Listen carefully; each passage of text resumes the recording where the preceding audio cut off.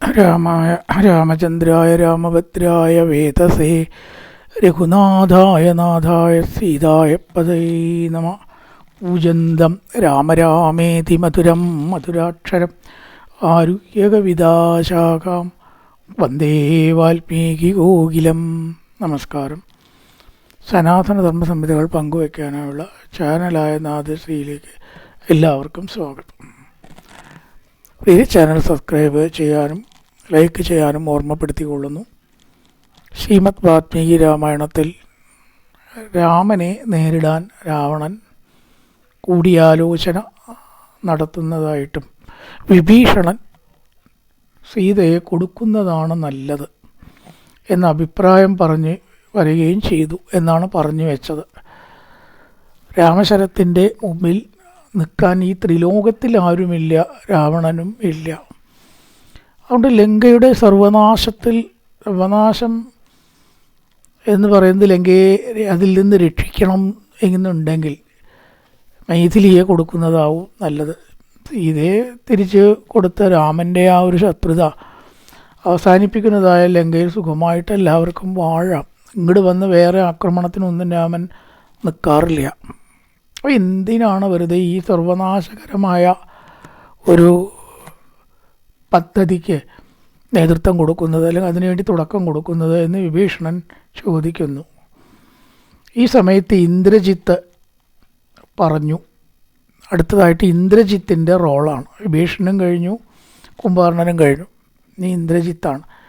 കിൻ നാമത്തെ താതകനിഷ്ഠവാക്യം അനർത്ഥകം ശൈവ സുബീതവച്ച. അച്ഛനാണല്ലോ, രാവണൻ്റെ മകനാണ് ഇന്ദ്രജിത്തെ അച്ഛ. അങ്ങയുടെ അനുജൻ, അതായത് ഈ ഇന്ദ്രജിത്തിൻ്റെ ചെറിയച്ഛൻ രാവണൻ്റെ അനുജൻ എത്ര അർത്ഥമില്ലാത്ത വാക്കാണ് പറയണത്. നിരർത്ഥകമായും ഭയപൂർണമായിട്ടും ഇങ്ങനെ പേടിക്കുമോ മനുഷ്യന്മാർ?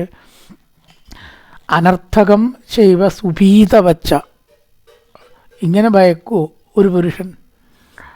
അങ്ങനെയുള്ള വാക്കാണ് പറഞ്ഞത്. അസ്മിൻ കുലേ യോബി ഭവേന്ന ജാത സോപീദൃശം നേവ മതേന്ന കുരിയാൽ. നമ്മുടെ ഈ കുലത്തിൽ പിറക്കാത്ത രാക്ഷസന്മാരല്ലാത്തവരും കൂടി ഇങ്ങനെ പേടിക്കില്ല. രാക്ഷസന്മാരാണ് പൊതുവെ പേടിയില്ലാത്തവരെന്നാണ് വെപ്പ്. അവരല്ലാത്തവരും കൂടി ഇങ്ങനെയുള്ള പേടി വാക്യം പറയില്ല, ഇമാതിരി പറയുകയില്ല. അതുകൊണ്ട് ഇവിടെ വീര്യം, ബലം, പരാക്രമം, ശൗര്യം, ധൈര്യം, തേജസ് ഇവയൊക്കെ ഏറ്റവും കുറഞ്ഞ ആൾ ആരാണ് എന്ന് ചോദിച്ചാൽ ഇന്ദ്രജിത്ത് പറയുകയാണ്. ഞാൻ പറയുകയാണെന്ന് വെച്ചാൽ വിഭീഷണനേ ഉള്ളൂ. അവന് വീര്യമില്ല, ബലമില്ല, പരാക്രമമില്ല, ധൈര്യമില്ല, തേജസ്സുമില്ല, സ്വന്തം കുലത്തിൻ്റെ അഭിമാനവും ഇല്ല. എന്തൊക്കെ അയോഗ്യതകളുണ്ടോ അതൊക്കെ. സത്യേന വീര്യേണ പരാക്രമേണ ശൗര്യേണ ധൈര്യേണ ച തേജസ ച ഏക കുലേസ്മിൻ പുരുഷോ വിമുക്തോ. വിമുക്തോടെ നെഗറ്റീവ്. സത്വം, വീര്യം, പരാക്രമം, ശൗര്യം മുതലായിട്ടതിൽ നിന്നൊക്കെ വിമുക്തനില്ലാത്ത എന്നർത്ഥം. ഒറ്റൊരുത്തനേ ഉള്ളൂ. അതാരാണ്? വിഭീഷണൻ തന്നെ. ഭീരുത്വം. ഈ രാവണനോട് ഇന്ദ്രജിത്ത് പറയുകയാണ്, രാവണ രാജാവേ, ആ രാജപുത്രന്മാരായിട്ടുള്ള രാവണനും ലക്ഷ്മണനും എന്ത്? നമ്മളിൽ ഏറ്റവും നിസ്സാരനായ രാക്ഷസന്മാർക്ക് പോലും അവരെ കൊല്ലാൻ കഴിയും. കനത്ര ശക്തമായിട്ടുള്ള ആൾക്കാരൊന്നും വേണ്ട. എന്നിട്ടിപ്പോൾ ശക്തന്മാർ നമ്മുടെ ഇടയിൽ നികുംബൻ, കുംഭകർണൻ മുതലായിട്ടുള്ളവരൊക്കെ ഉണ്ടാവുമ്പോൾ നരാന്തകനും ദേവാന്തകനും നരാന്തകനും ഇന്ദ്രജിത്തായിട്ടുള്ള ഞാനും, ഇന്ദ്രനെ പോലും തോൽപ്പിക്കാൻ കഴിവുള്ള ഞാനൊക്കെ എൻ്റെ ഒന്നും ആവശ്യം തന്നെ ഇല്ല എന്ന് പറയണം. അത്രയും ചെറിയ രാക്ഷസന്മാർ മതിയല്ലോ ആ രാമലക്ഷ്മണന്മാരെ കൊല്ലാൻ. ഇന്ദ്രനെ വീഴ്ത്തി ഞാൻ, പിന്നെയല്ലേ. ഇപ്പം അതല്ല, കുറച്ചും കൂടി ശക്തി വേണോ വെച്ചാലോ ഞാൻ വരാം. അതിൽ നിൽക്കാത്ത ഒരു രാമനും ഇല്ല, ഒരു ലക്ഷ്മണനും ഇല്ല. പിന്നെ എന്തിനാണ് പേടിക്കണത്? ആ ഐരാവതങ്ങളെ മുഴുവൻ, ഐരാവതത്തിനെ നിലത്ത് വീഴ്ത്തി എന്നിട്ടോ കൊമ്പടക്കം പറിച്ചെടുത്ത ആളാണ് ഞാൻ. അതുകൊണ്ടാണ് ഇന്ദ്രജിത്ത് എന്ന പേര് വരാൻ തന്നെ കാരണം. ദേവന്മാരുടെ പോലും അഹന്ത തീർത്തവനും അസുരന്മാർക്ക് ദുഃഖം ഉണ്ടാക്കിയവനും തോൽവി ഉണ്ടാക്കിയവനും. ദേവന്മാരെയും ജയിച്ചു, അസുരന്മാരെയും ജയിച്ചു. രാക്ഷസൻ എന്ന് പറഞ്ഞാൽ അസുരനല്ല, വേറെയാണ്. രാക്ഷസവംശം വേറെ, അസുരവംശം. അപ്പം അസുരന്മാരെയും ദേവന്മാരെയും നമ്മൾ തോൽപ്പിച്ചു. ആ നരേന്ദ്രപുത്രന്മാർ അവരേക്കാൾ അശക്തരായാണ് നമ്മൾ എന്ന് പിന്നെ എങ്ങനെയാണ് വരിക? അതുകൊണ്ട് ഇതിൽ പേടിക്കേണ്ട യാതൊരു കാര്യവുമില്ല എന്ന് ഞാനിതാ പറയുന്നു. ന താത മന്ത്രേ തവ നിശ്ചയോസ്തി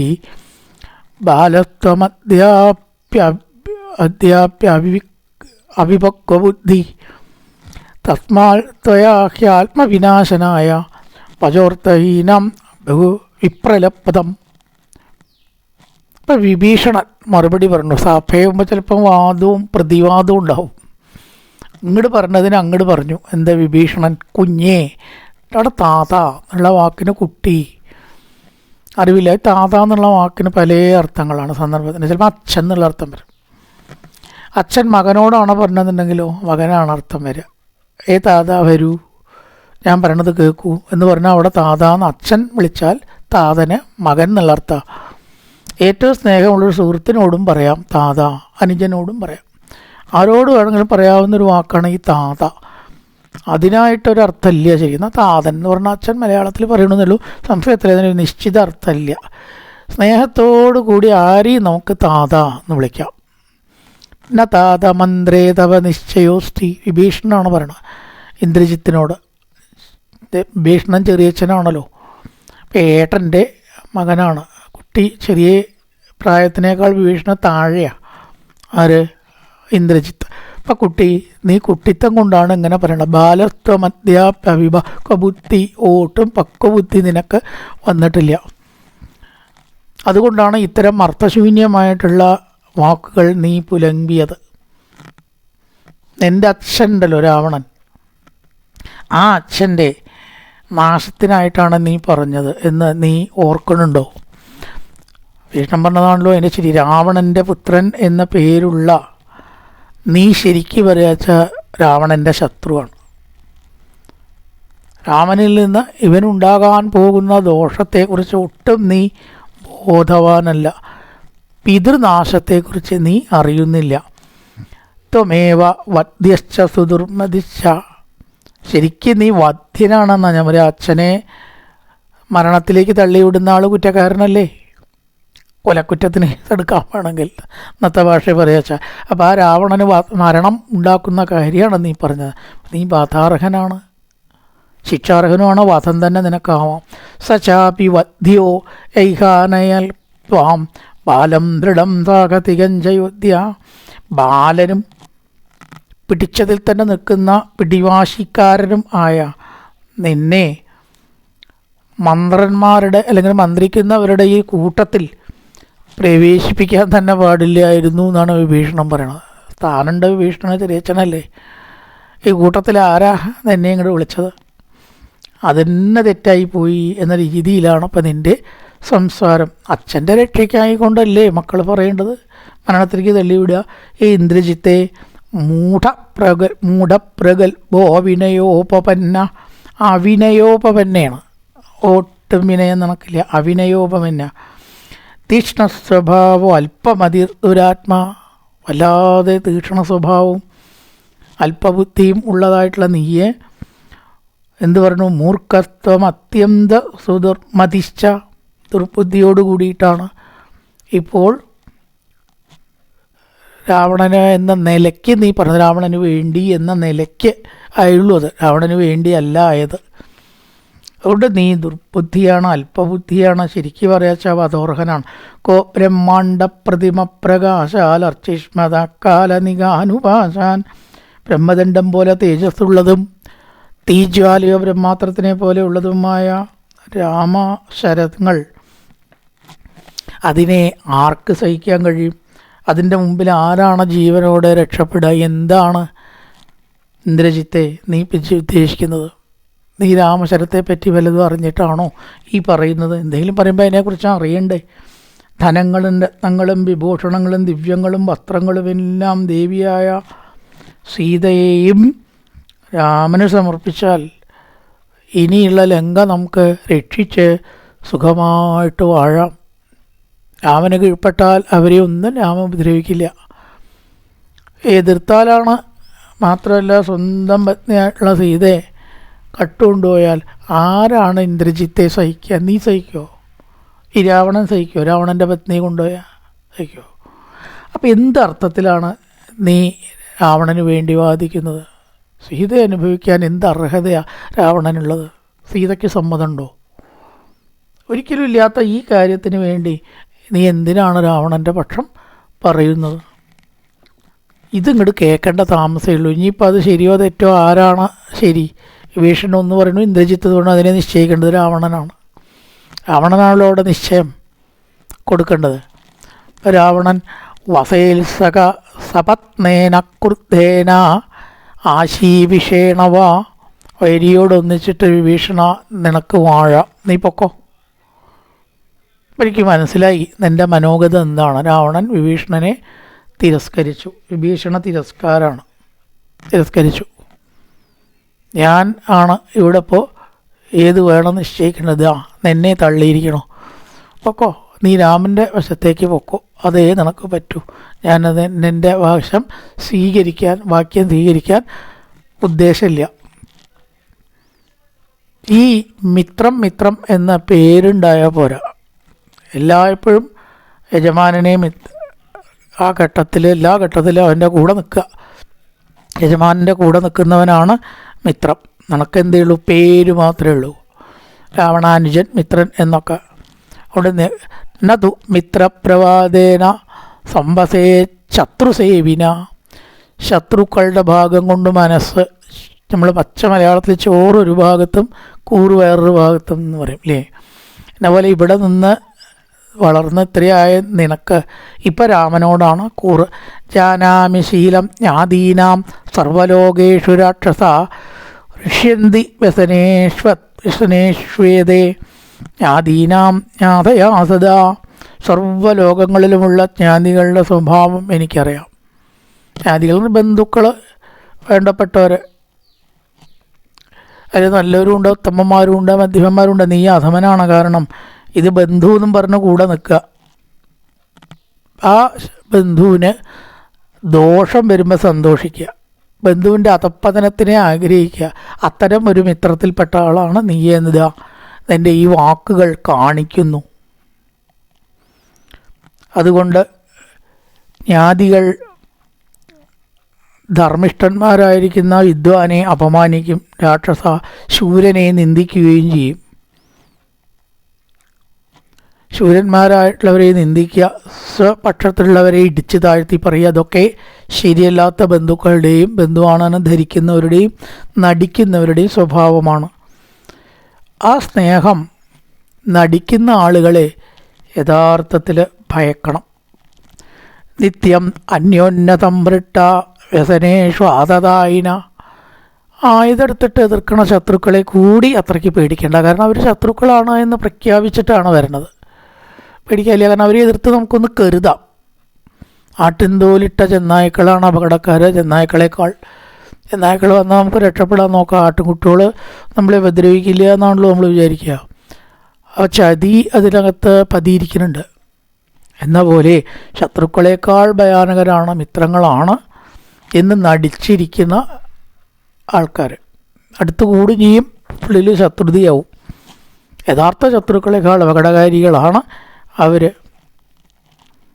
ശ്രൂയന്തേ അത്തിവിർ ഗീതാ ശ്ലോക പത്മവനേ പുര. പണ്ട് കാട്ടിലെ ആനകൾ ചൊല്ലിയ ഒരു ശ്ലോകമുണ്ട്. ആനകൾ ശ്ലോകം ചൊല്ലിയിട്ടാണോ എന്ന് ചോദിക്കരുത്, കഥയാണ്. ആ ഒരു ശ്ലോകം ഞാൻ പറയാം. അത് വേറൊന്നുമല്ല. ഈ ആനയെ പിടിക്കാൻ തയ്യാറായിട്ടുള്ളൊരു കയറും വളുങ്കുന്തൊക്കെ ഇട്ടിങ്ങനെ നിൽക്കുകയാണ്. അപ്പോൾ ഒരാന പറഞ്ഞു, ഈ കയറും ആയുധവും കയ്യിൽ പിടിച്ചിരിക്കുന്ന എതിരാളികളെക്കാൾ ഭയാനകരാണ് നമ്മുടെ കൂട്ടത്തിലുള്ള ചില ഭയകാരികളായ ആനകൾ എന്ന് പറഞ്ഞു എന്ന് പറയുകയാണ് ഇവിടെ. അഗ്നിയോ മറ്റായുധങ്ങളോ പാശങ്ങളോ അല്ല യഥാർത്ഥമായിട്ട് നമുക്ക് ഭയം. പിന്നെന്താണ്? ഘോര സ്വാർത്ഥപ്രയുക്താസ്തു ജ്ഞാതയോ നോ ഭയാവഹ.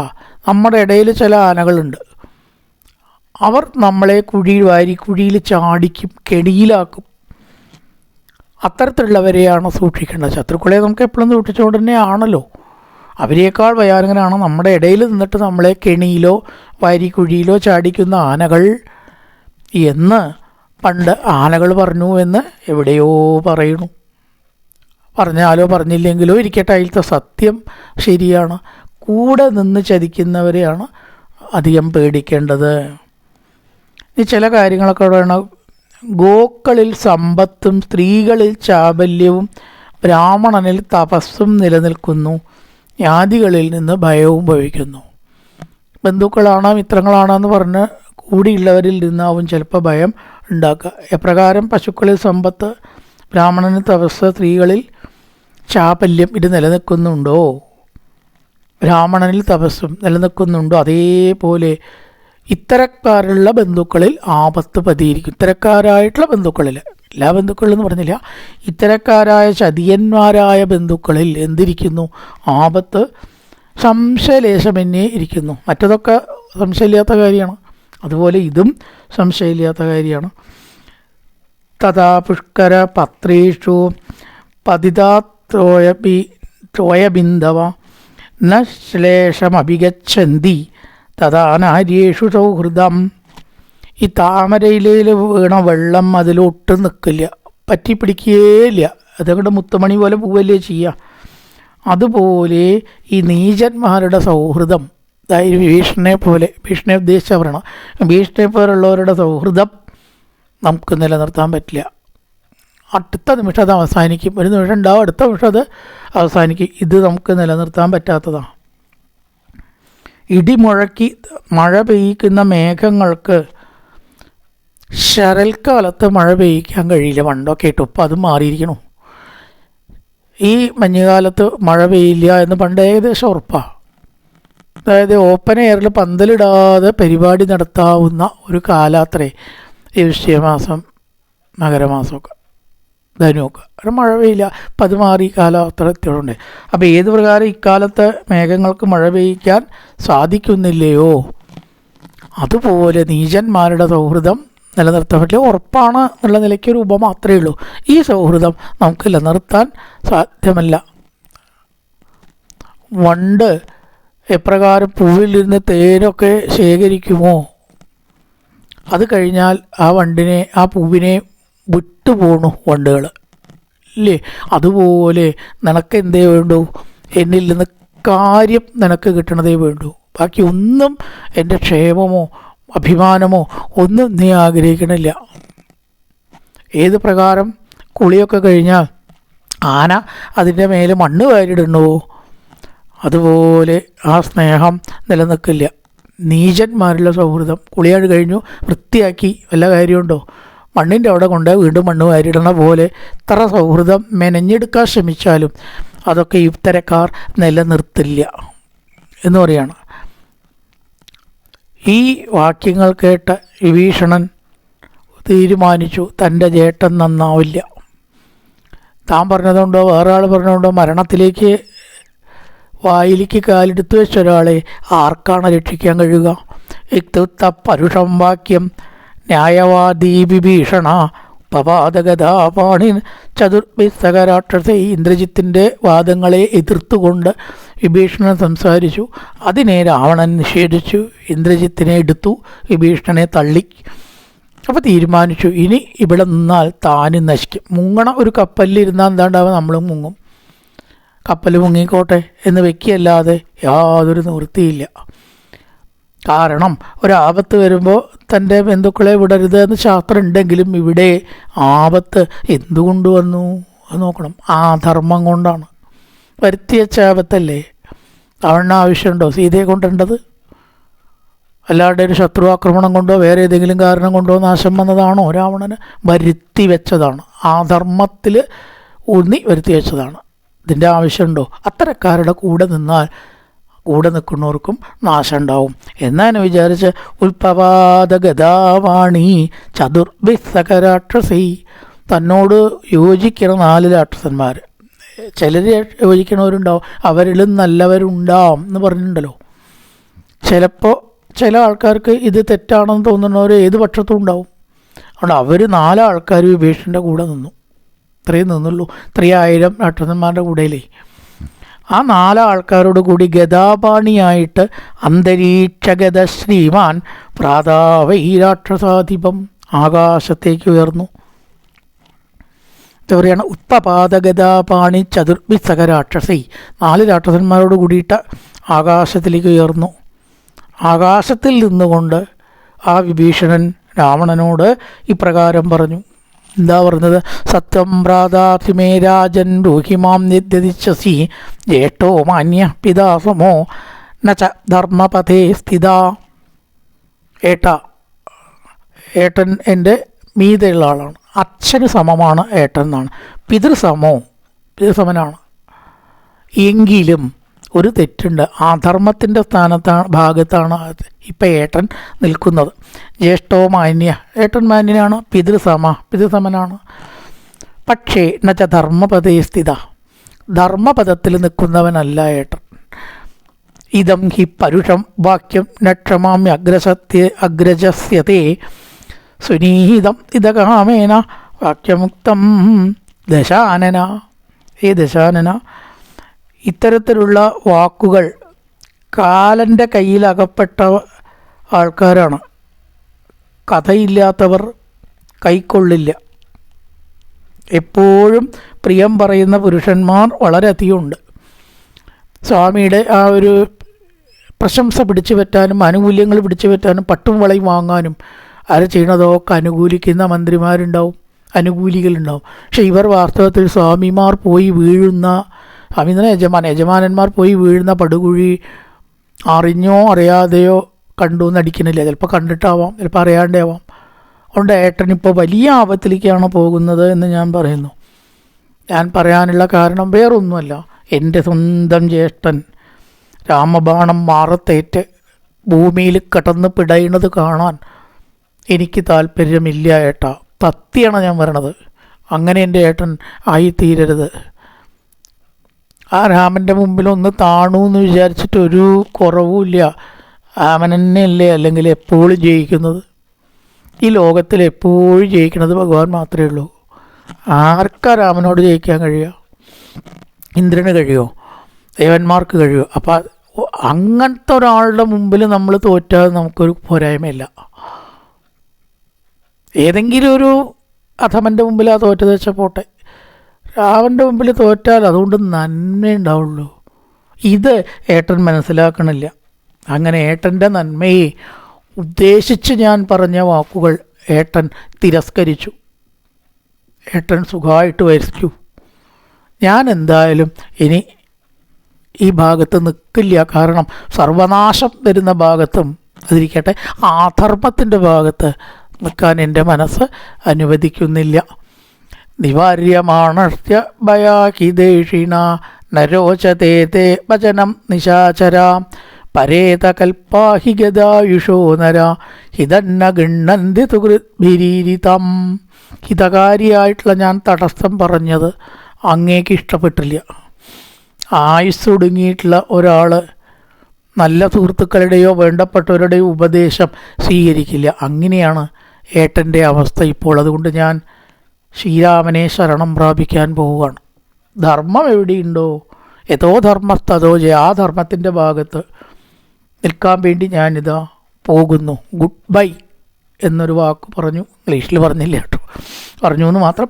ഏട്ടനോട് എന്നേക്കുമായിട്ട് വിട പറഞ്ഞ് ആ വിഭീഷണൻ രാമപക്ഷത്തേക്ക് പോവാൻ വേണ്ടി ലങ്കയുടെ ഉത്തരഭാഗത്ത് എവിടെയാണോ രാമ സൈന്യങ്ങൾ നിലയുറപ്പിച്ചിട്ടുള്ളത് അവിടേക്ക് ആകാശചാരിയായിട്ട് അങ്ങോട്ട് പോയി.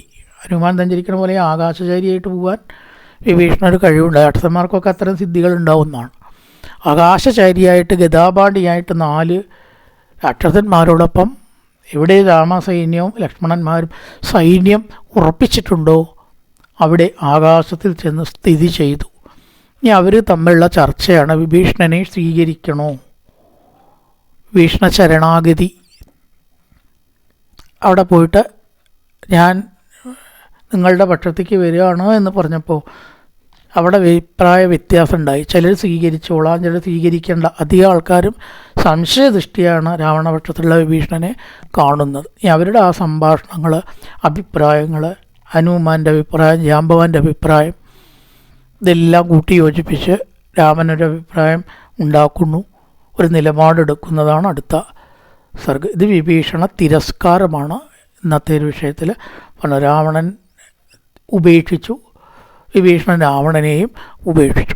പൂർവൻ രാമതപോവനാധിഗമനം മത്വാ മൃഗങ്കാഞ്ചനം വൈദേഹീഹരണം ജടായുമരണം സുഗ്രീവ സംഭാഷണം ബാലീനിഗ്രഹണന്തമുത്രതരണം ലങ്കാപുരീദാഹനം പശ്ചാത് രാവണകുംഭകർണനിധനം നേതത്യ രാമായണം. രാമായ രാമചന്ദ്രായ രാമഭദ്രായ വേതസേ രഘുനാഥായ നാഥായ സീതായ പദയേ നമഃ. ഓം പൂർണ്ണമദ പൂർണ്ണമിദം പൂർണ്ണാൽ പൂർണ്ണമുദച്യതേ പൂർണ്ണസ്യ പൂർണ്ണമാദായ പൂർണ്ണമേവാവശിഷ്യതേ. ഓം ശാന്തി ശാന്തി ശാന്തി. ഹരി ഓം ശ്രീ ഗുരുഭ്യോ നമഃ. ഹരി ഓം.